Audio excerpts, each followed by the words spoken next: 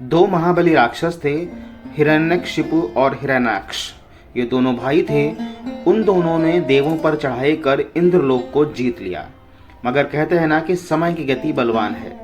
हिरण्याक्ष एक नौका दुर्घटना में मारा गया और हिरण्यकशिपु को नरसिंहदेव ने मारा था। हिरण्यकशिपु के मरने के बाद उसका बेटा प्रहलाद सिंहासन पर बैठा, मगर भगवान भक्त प्रहलाद को हिरण्याक्ष के बेटे अंधक ने हराकर उससे राज्य छीन लिया। अंधक ने प्रहलाद को बंदी बना लिया और स्वयं असुरों का राजा बन बैठा। अंधक के मन में देवों के लिए पुराना बैर था। उसने अपनी सेना की शक्ति बढ़ा ली और अमरावती पर चढ़ाई करने की तैयारी करने लगा। इंद्र को यह बात पता चली तो वो चिंतित हो उठे। इंद्र जानते थे कि अकेले देव इतने शक्तिशाली नहीं हैं जो अंधक और उसकी विशाल सेना का सामना कर सके। इसलिए इंद्र ने निश्चय किया कि वो मनु की प्रतापी संतानों को अपनी सहायता के लिए बुलाएं। उस समय धरती पर दक्ष प्रजापति जैसे प्रतापी राजा थे। इंद्र ने नारद जी को बुलाया और कहा, नारद जी, तुम अश्विनी कुमार और दक्ष प्रजापति के पास जाओ। देवों पर विपत्ति के बादल घिरे हैं और उनसे कहो कि इस युद्ध में वो तुम्हारी सहायता करें। प्रजापति दक्ष की राजधानी महान नदी सरस्वती के तट पर थी। नारद और उनके साथी वहां पहुंचे। शाम का समय था। उन्हें पता चला कि इस समय दक्ष अपनी बड़ी बेटी सती और पत्नी वीरणी के साथ सरस्वती तट पर घूमने गए हैं। देवर्षि नारद ने सोचा, जरूरी काम है, महल में बैठकर प्रतीक्षा करने में विलंब हो जाएगा। इसलिए वो दक्ष से मिलने नदी तट की ओर चल पड़े। कुछ दूर चलने पर ही उन्होंने एक तेजस्वी पुरुष को नदी के तट पर टहलते देखा। उनके बगल में एक प्रौढ़ और एक युवती भी चल रही थी। युवती की सुंदरता देखकर अतिरथ बोला, नारद जी, यह अप्सराओं में श्रेष्ठ युवती यहाँ कैसे आ गई? नारद जी हंसकर बोले, मित्र, यह प्रजापति दक्ष की बड़ी पुत्री सती हैं। कुछ ही दिनों में इनका विवाह होने वाला है। पता नहीं किस भाग्यशाली को यह वर्ण करेंगी। और दूसरी हैं दक्ष की पत्नी वीरणी। ये कहकर नारद जी आगे बढ़े और दक्ष के पास पीछे जाकर बोले, दक्ष प्रजापति, मैं नारद देवलोक से आया हूँ।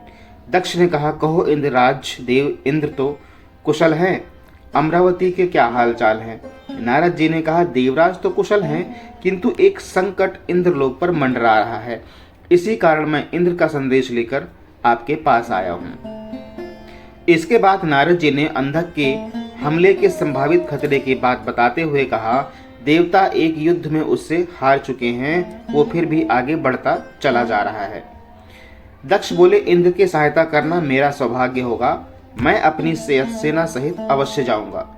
दक्ष ही आशा थे जो मान गए। फिर नारद जी ने कहा, हमने धरती के दूसरे राजाओं को भी बुलवाया है। आपकी नजर में ऐसा कौन है जिसकी सहायता हमारे लिए आवश्यक है?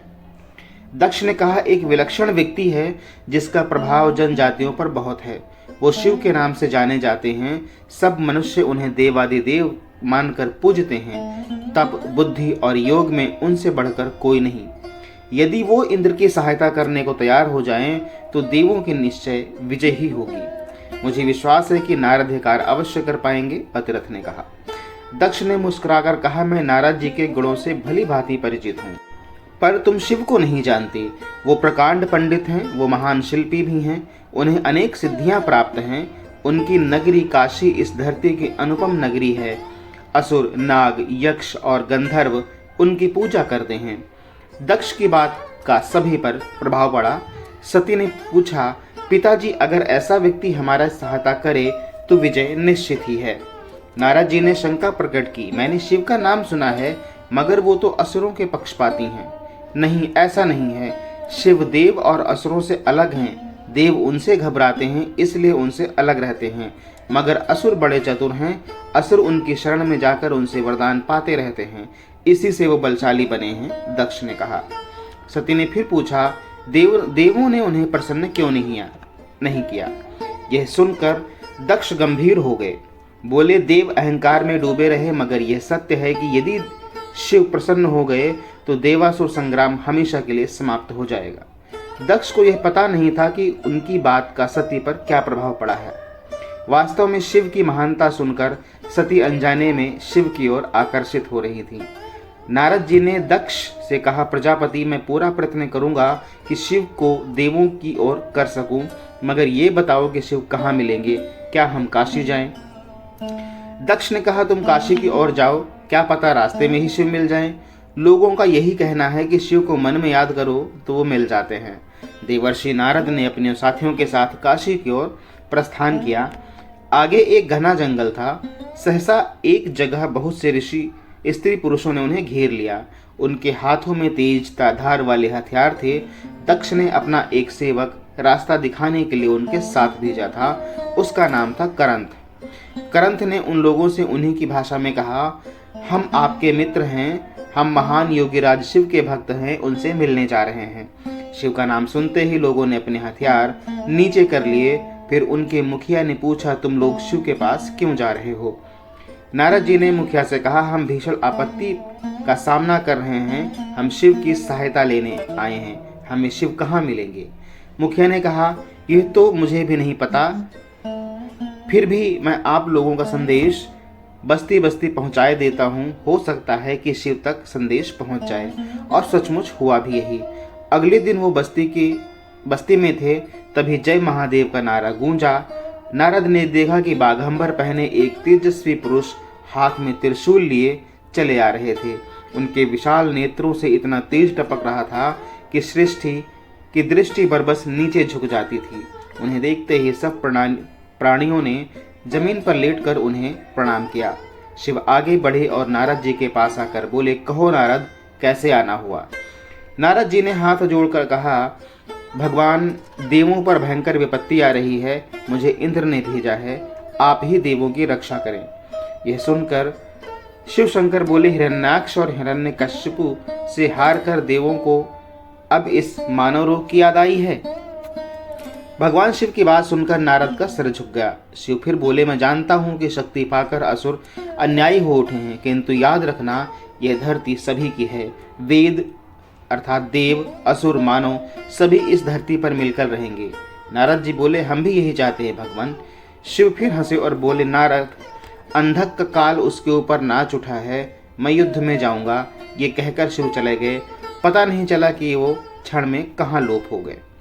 शीघ्र ही एक विशाल घाटी में दोनों सेनाओं की मुठभेड़ हुई। अंधक विशाल सेना लेकर आया था, उधर देवों की शक्ति भी कम न थी।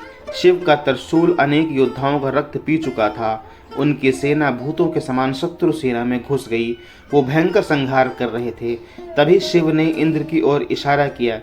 इंद्र तुरंत आए। शिव बोले, देवराज, इतनी हत्या व्यर्थ है, हमारा उद्देश्य शत्रु को हराना है, व्यर्थ रक्त बहाना नहीं। इंद्र की समझ में कुछ नहीं आया। शिव ने त्रिशूल छोड़कर धनुष उठा लिया। फिर बोले, अंधक कहाँ है, मुझे बताओ। शिव का रौद्र रूप देखकर इंद्र भी कांप उठे। बोले, भगवान, वो बिजली के समान अश्व पर मुकुट लगाए जो तेजी से मार काट मचाता घूम रहा है, वही अंधक है, लेकिन वो दूर है, निशाना लगाना कठिन है। शिव ने मुस्कुराकर इंद्र की ओर देखा, फिर प्रत्यंचा खींचकर बाण छोड़ दिया। बाण बाज पक्षी की तरह लपकता और पल भर में अंधक का सिर जमीन पर लौटने लगा। युद्ध समाप्त हो गया। इंद्र प्रसन्न थे। वो शिव को धन्यवाद देने के लिए देवों को लेकर चले गए, देवलोक को चले गए। मगर तभी उसे मालूम हुआ कि शिव अपनी सेना के साथ अंतर्ध्यान हो गए। इस युद्ध के बाद सभी देव जुटे। सभी ने देवासुर संग्राम में दक्ष प्रजापति की वीरता की सराहना की और उन्हें धन्यवाद दिया। देवर्षि नारद बोले, देवराज, हमें दक्ष प्रजापति की नहीं, भगवान शिव का धन्यवाद करना चाहिए। युद्ध में विजय हमें उन्हीं की प्रेरणा से मिली है।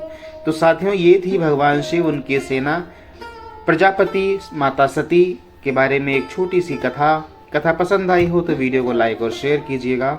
और अगर आप चैनल पर नए थे तो विनती है, चैनल को सब्सक्राइब किए बिना मत जाइएगा और हाँ, बेल आइकन दबाना मत भूलिएगा। मिलते हैं अगले वीडियो में, तब तक के लिए जय भोलेनाथ।